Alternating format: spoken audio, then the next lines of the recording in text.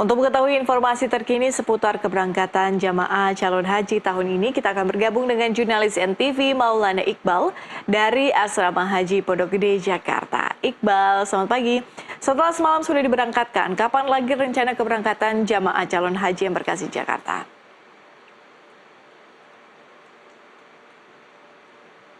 Ya, selamat pagi Patricia dan juga pemirsa. Saat ini saya berada di Asrama Haji Pondok Gede, Jakarta. Dan betul sekali, memang kloter pertama dari rombongan haji ini sudah diberangkatkan sekitar pukul 00.45 dini hari pagi tadi.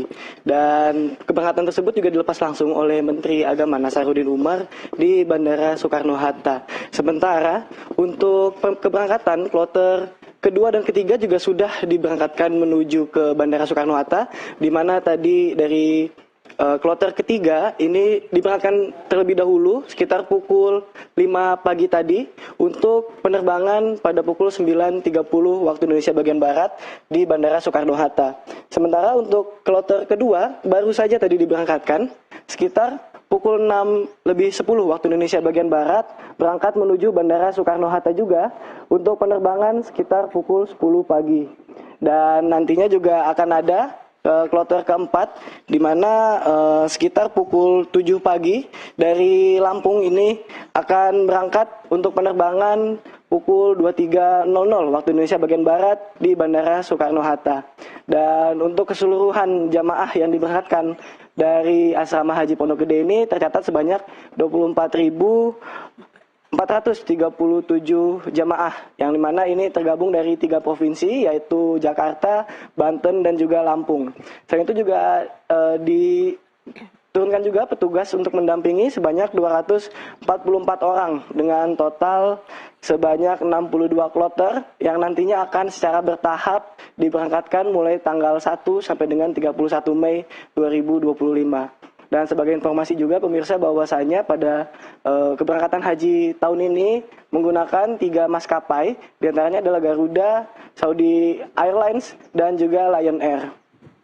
Dan juga untuk bagaimana sistem keberangkatannya sendiri, yaitu ketika jamaah yang sudah datang di asrama haji akan diarahkan untuk mengurus kelengkapan berkas, mulai dari pengecekan kesehatan, lalu juga pemberian gelang, dan juga pengurusan paspor imigrasi, dan terakhir nantinya akan diberikan living cost atau biaya hidup selama beribadah di Mekah. Dan setelahnya nanti akan diarahkan untuk menuju gedung yang akan dilakukan pelepasan atau pengarahan dari pihak imigrasi dan juga asrama haji.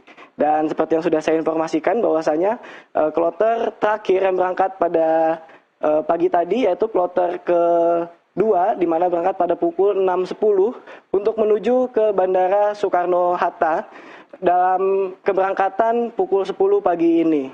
Patricia. Ya, berdasarkan data ada 70 jamaah haji Indonesia adalah lansia. Nah, langkah pemerintah atau mungkin otoritas terkait dalam hal mungkin manajemen jamaah lansia, kemudian juga dalam hal kesehatan atau mungkin layanan seperti apa?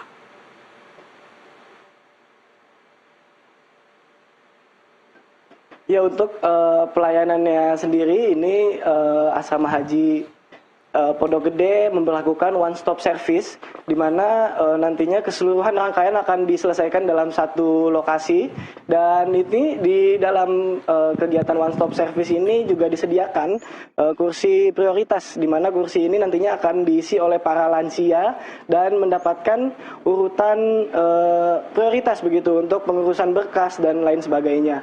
Dan juga untuk keberangkatannya menggunakan bus, ini nantinya akan dilihat begitu bagaimana persebaran dari para lansia di masing-masing bus ini. Apabila dinilai dalam satu bus ini memiliki banyak atau jumlah lansia yang lebih banyak dibandingkan dengan usia lainnya, nantinya akan ditambahkan 2 atau 3 petugas yang berjaga di dalam satu bus. Sementara itu juga telah disediakan seperti misalnya kursi roda yang memang dibutuhkan untuk para lansia yang kesulitan berjalan, sehingga memudahkan mereka untuk tetap menjalankan ibadah haji pada tahun ini, Patricia. Baik, Maulana Iqbal melaporkan dari Asrama Haji Pondok Gede, Jakarta. Terima kasih Iqbal, selamat kembali bertugas.